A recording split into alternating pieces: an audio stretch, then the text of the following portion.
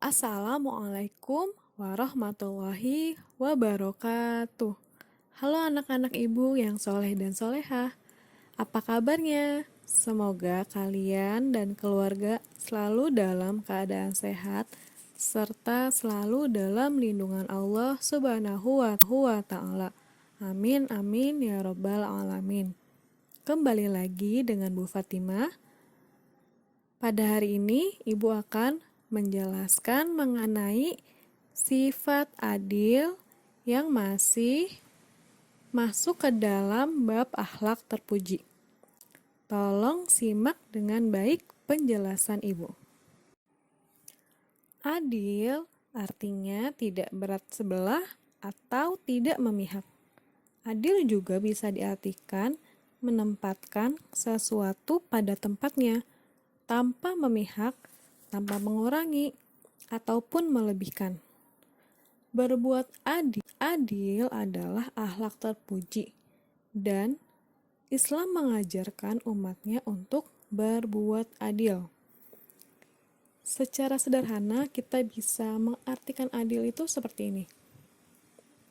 Ketika kalian memiliki sepatu, tempatnya sudah pasti di rak sepatu. Tidak mungkin kalian menyimpan sepatu di atas kasur. Ketika kalian menyimpan sepatu di atas kasur, artinya kalian sudah berbuat tidak adil karena tidak menempatkan sesuatu pada tempatnya.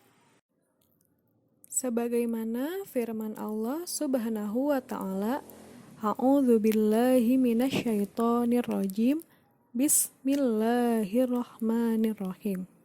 Innallaha ya'muru bil adli wal ihsan. Artinya, sesungguhnya Allah menyuruh kamu berbuat adil dan berbuat kebajikan.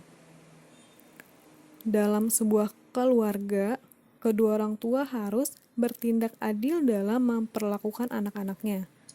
Jangan sampai ada salah satu anaknya yang merasa dizolimi.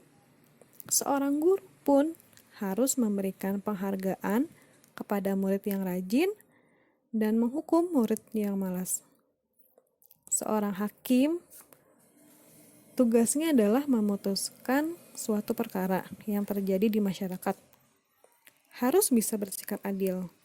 Jangan sampai ketika memutuskan suatu perkara atau suatu masalah lebih berpihak kepada yang lebih dekat, atau karena saudara maka hukumannya lebih ringan.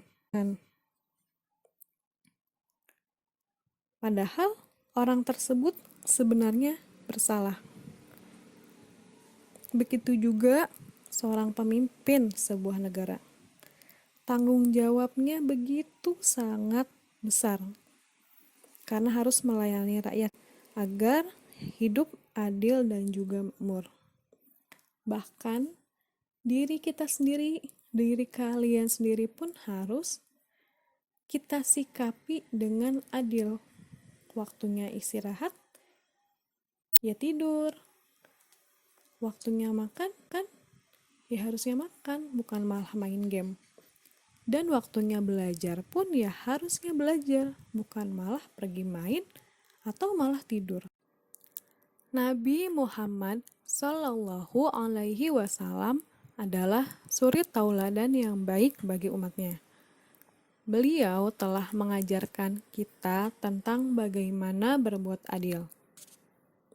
Salah satu contoh keadilan Nabi Muhammad Sallallahu Alaihi Wasallam adalah ketika beliau menyelesaikan perkara untuk memilih siapa yang harus meletakkan Hajar Aswad ke sudut Ka'bah.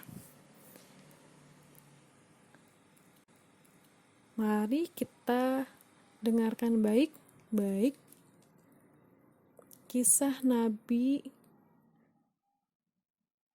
yang menjelaskan bagaimana adilnya Nabi pada saat itu. Dalam sejarah disebutkan bahwa Ka'bah pernah mengalami kerusakan akibat banjir besar yang melanda Mekah. Para pemuka kabilah yang tinggal di Mekah sepakat untuk memperbaiki bagian Ka'bah yang rusak. Orang-orang yang tinggal di Mekah pun ikut bekerja, termasuk Muhammad Shallallahu Alaihi Wasallam. Mereka bekerja secara gotong royong. Ketika Ka'bah itu selesai diperbaiki, terjadilah perselisihan di antara pemuka kabilah tersebut. Masing-masing pemuka ingin mendapatkan kehormatan untuk dapat meletakkan Hajar Aswad di tempatnya semula, yaitu sudut Ka'bah. Perselisihan itu semakin memuncak sehingga hampir terjadi perang saudara. Untunglah ada seorang tokoh yang menasihati agar jangan diributkan, tetapi serahkanlah kepada hakim. Biarlah nanti hakim yang akan menyelesaikan masalah ini. Akhirnya semua yang hadir setuju bahwa hakim yang dipilih adalah orang yang pertama kali masuk ke dalam Masjidil Haram pada esok harinya. Pada keesokan harinya, orang yang pertama kali masuk Masjidil Haram adalah Nabi Muhammad SAW. Pada waktu itu beliau belum diangkat sebagai nabi, maka beliau menjadi hakim. Di samping itu, beliau juga terkenal akan kejujurannya, sehingga beliau mendapat julukan Al-Amin, yang artinya terpercaya. Akhirnya beliau pun mulai melaksanakan tugasnya.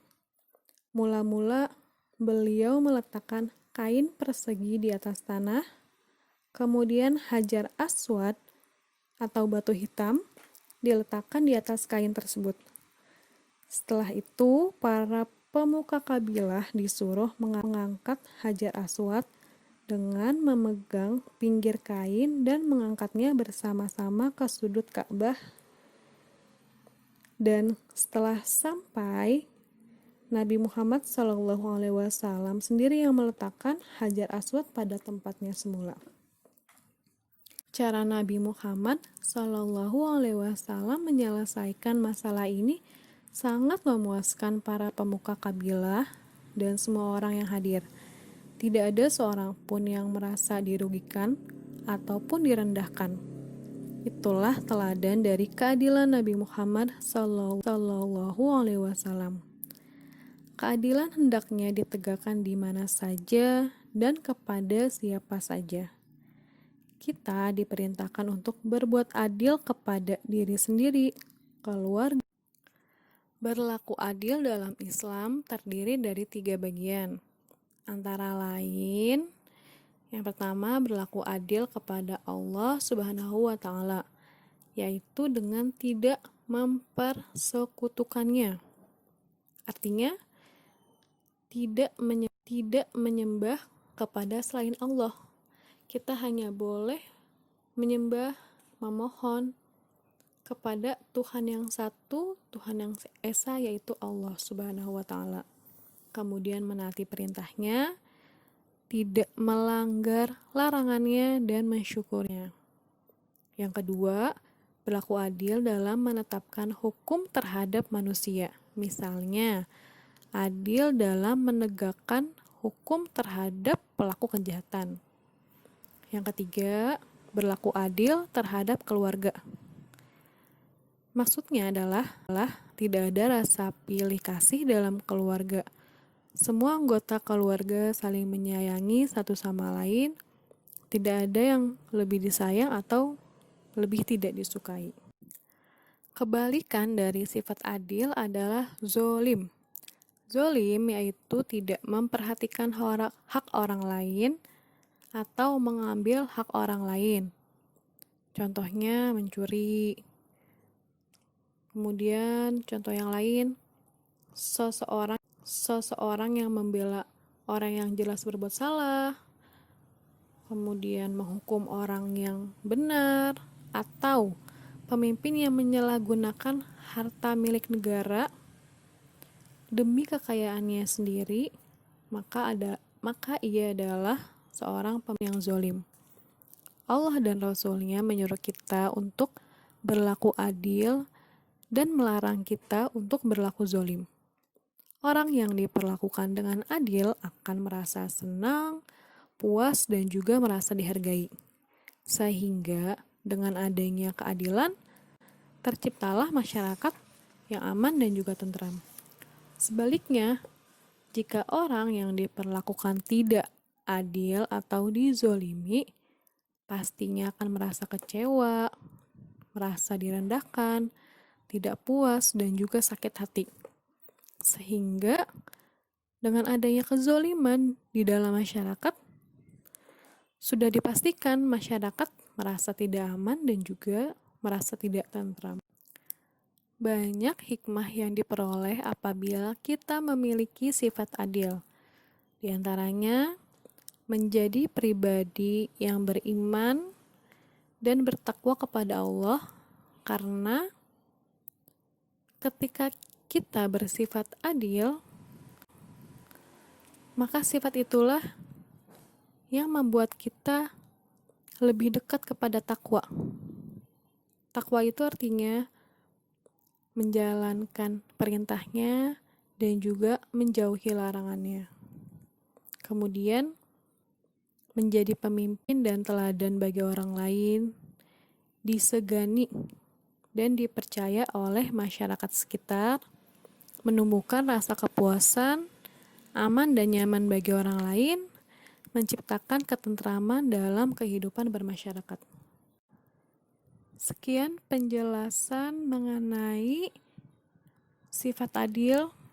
Semoga kita semua dapat berlaku adil, baik itu kepada diri kita sendiri ataupun orang lain. Dan semoga kita bisa juga mau selalu berusaha untuk bersikap adil kepada siapapun. Terima kasih sudah mendengarkan penjelasan materi dari akidah. Sampai jumpa di pembelajaran berikutnya. Wassalamualaikum warahmatullahi wabarakatuh.